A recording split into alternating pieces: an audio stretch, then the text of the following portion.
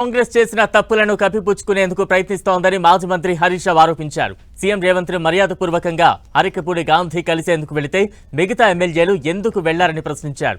కాంగ్రెస్ చెబుతున్న అబద్ధాలతో ప్రజలు చివాట్లు పెడుతున్నారని అన్నారు.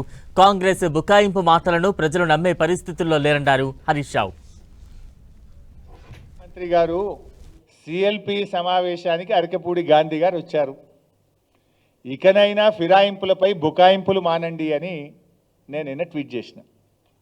దాని మీద శ్రీధర్ బాబు గారు ఎంతో తన యొక్క చాకచక్యాన్ని తనకుండే తెలివితేటలన్నీ ఉపయోగించి ఆయన గారు అంటారు, ఈ మీటింగ్ ఏదో ఆయన గాంధీ గారి నియోజకవర్గంలో జరిగిందట, మర్యాదపూర్వకంగా ముఖ్యమంత్రి కలవడానికి వచ్చిండు అన్నాడు.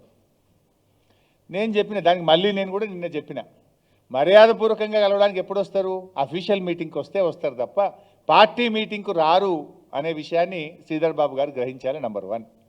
నంబర్ 2, గాంధీ గారిది అయితే నియోజకవర్గం, మరి ప్రకాష్ గౌడ్ గారు ఎందుకు వచ్చిండ్రు? శ్రీహరి గారు ఎందుకు వచ్చిండ్రు? దానికి సమాధానం చెప్తారా? అబద్ధం ఆడితే అతికెట్టని ఉండాలి. జనము చీచీ అంటున్నారు. మీరు ఎన్ని అబద్ధాలు ఆడతారు?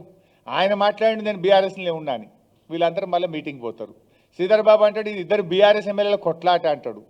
ఇవాళనేమో కలవడానికి వచ్చిండు అంటారు. ఇది నగ్నంగా బయటపడ్డది కదా. లెక్కలేనితనం. కాంగ్రెస్ ప్రభుత్వము అంటే ప్రజాస్వామ్య విలువల్ని ఖూనీ చేస్తూ నగ్నంగా బయటపడ్డారు.